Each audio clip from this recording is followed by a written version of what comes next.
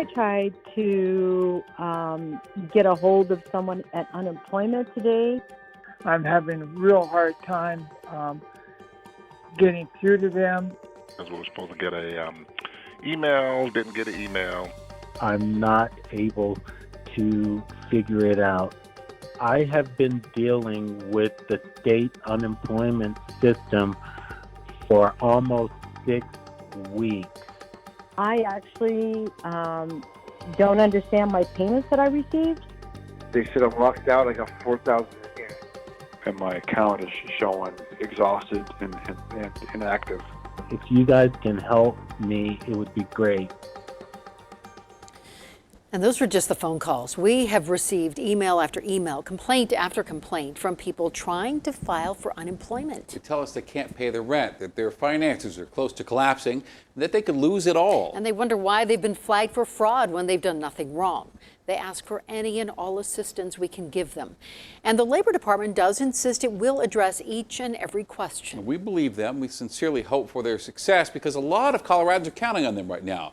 Here's Contact Denver7's Ivan Rodriguez.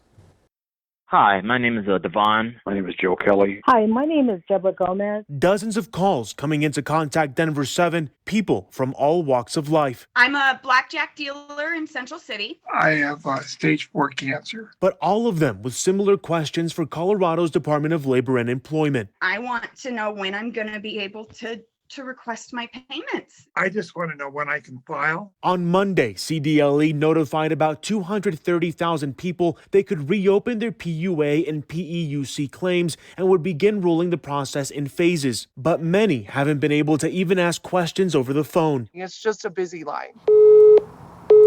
And when you try calling the main line to schedule a call back, appointments are either 2 weeks away or you can't make one at all. Sorry, we currently don't have any slots available. It's really heartfelt, and I can't be the only family that's having this problem. I spent upwards of 11 hours between Thursday, Friday, yesterday, and today. 11 hours upwards on hold to get nothing accomplished. CDLE says it has all hands on deck trying to answer questions coming in, many having to do with the rollout process. As of Monday evening, 60,000 Coloradans requested 150,000 weeks of payment. The majority of these payments backdated to December 27th for people who had not exhausted those benefits when the CARES Act expired. For people still waiting, time isn't on their side. I am lucky enough to be able to have a little bit of savings, but I can't imagine what it would be like for somebody that didn't have that little bit of cushion. And it's gone now. It's now February. It's been 5 weeks. My cushion, my savings is gone. CDLE says it's adding staff this week to its main call center. It expects to have more specific totals on Thursday of how many accounts have been reopened. Ivan Rodriguez, Denver7. And listen, we've spent a lot of time over the last year getting to know the people at the Labor Department, and we want you to know they are working day and night to make the system work. Until it does, we are happy to serve as a go-between. So call us at the number on your screen if you continue to have issues filing for benefits, and email works great as well. 2 of the 3 teenage boys accused of murdering a Denver family of 5 will be prosecuted as adults.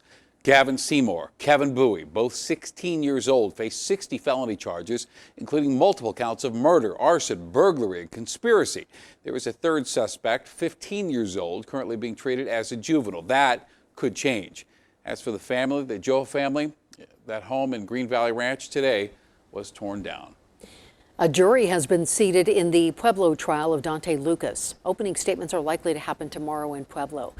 Lucas is accused of murdering KELSIE Schelling 8 years ago, and her body has never been found. 3 backcountry skiers are missing tonight following a large avalanche in the San Juan Mountains. A 4th was also trapped on Monday and was able to escape with only cuts and bruises. Well, Denver Public Schools partnering with Children's Hospital to get employees vaccinated. Frontline employees who spend their days with students will be first in line. Colorado teachers are expected to begin receiving the vaccine next week. Well, the Colorado Restaurant Association says restaurant employees are being moved up in line to receive the vaccine. They claim to have heard it from the governor's office, who have not returned our calls for confirmation. We were thrilled. I mean, it's something that should have been done a month ago, but I'm happy that I'm, this is a big deal. And we're glad that finally this was put in motion to be able to put restaurants at the same level as those other essential workers that are serving the public in this way. Colorado vaccinated 16,000 people today and appears to be on track to ramp up distribution in the coming weeks. So Colorado reported 930 cases of COVID and 63 deaths today. Fewer than 600 people are in the hospital. The positivity rate right now is 5.7%. And remember, the World Health Organization recommends staying below 5. You know, there are countless bad contractors in Colorado, but only one Jacqueline Allen. We like our odds. Here's Jacqueline. And then we'll just have to redo it. Doing the right thing Just cut it off, cap it. isn't always easy. Our purpose of airing our story was really focused on the criminal case and get a stop to this man. Mike and Brenda Wagner made a tough choice to report contractor Dave Miller and his long list of companies. They paid him $180,000 last year to build an addition to their home before he disappeared. And her money is gone, and her house is gone.